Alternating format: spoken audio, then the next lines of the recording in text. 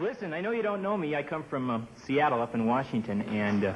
oh, really? Yeah. Well, the thing I always remember about growing up in Seattle is I always felt sorry for my mom because, I don't know, she always had to work an outside job. She was putting my dad through prison. And, well, my sister was another one in the family I felt sorry for because she was one of these people, she had this complex. See, she felt she was odd-looking. And I don't know, I never thought she was that odd-looking, but she was always, you know, real self-conscious about her noses. And, at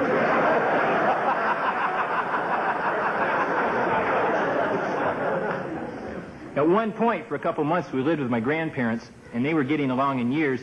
And I think because of their influence, to this day, I still get along well with elderly people, unless they brag about their age. You've all been victims of that. Look at me! I'm 94 years old. Well, good. That means you'll be passing away soon.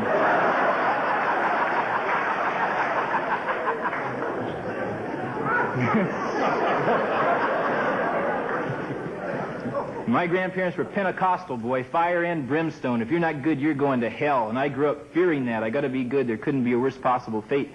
But my attitude changed a couple of years ago because I saw that movie, The Exorcist. Remember the demon? The demon says something like, your mother does perverted acts in hell.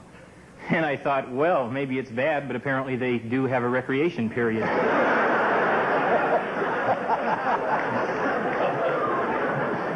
My mom has always been my favorite relative. I really like my mom, but you know what parents do? They say things that will make you feel insecure, I guess, without meaning to. Like, on my 20th birthday, instead of saying, happy birthday, George, and all that, my mom had to bring out the fact that Charles Percy, the senator from Illinois, when he was 20, he was the head of Bell and Howell Corporation.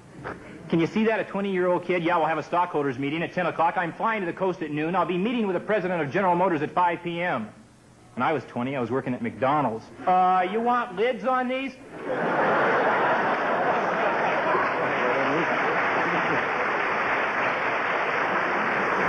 And you know what? She would say things that nobody else in the world would say. Like, she was down here visiting during the 71 earthquake, and I had taken a sleeping pill. I slept right through it, okay? That's over 5 years ago. To this day, she's never let me live it down. I did everything I could to wake you up that day. I yelled at you, I screamed at you, nothing I could do would wake you up. And then she says something I still can't believe. She says, you spoiled the whole earthquake for me.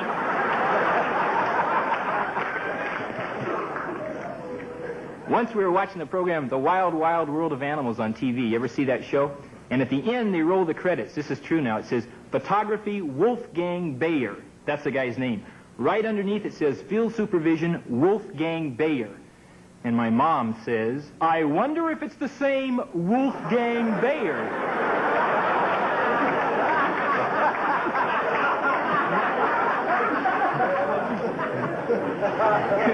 And she would always give lectures, even if she didn't know a person. She would feel free to give the old lecture. Like, we're on a bus one time. There's a kid about 9 or 10 years old. He's got his arm dangling out the window, you know, like kids do.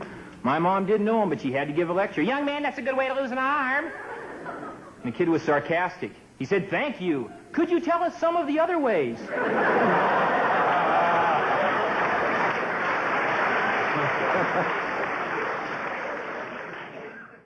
I don't come from a real close-knit family. I remember at my dad's funeral, my mom and I left early to beat the rush.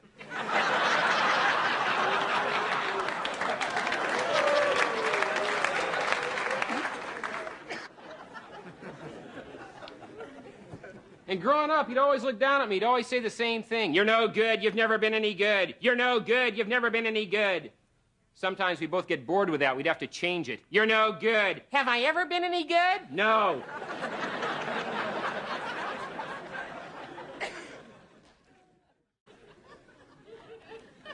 So I go to visit the relatives, and there's a lot of Christmas drinking.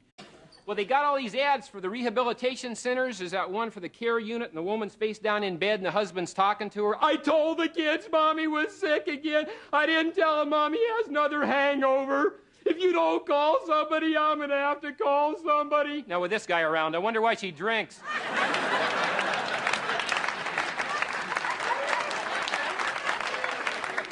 He does more whining than air supply.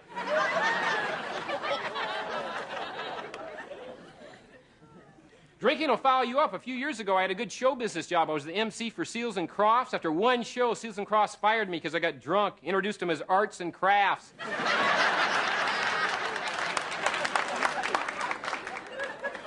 Hey, I really enjoyed talking to you. Thank you very much. Thanks a lot.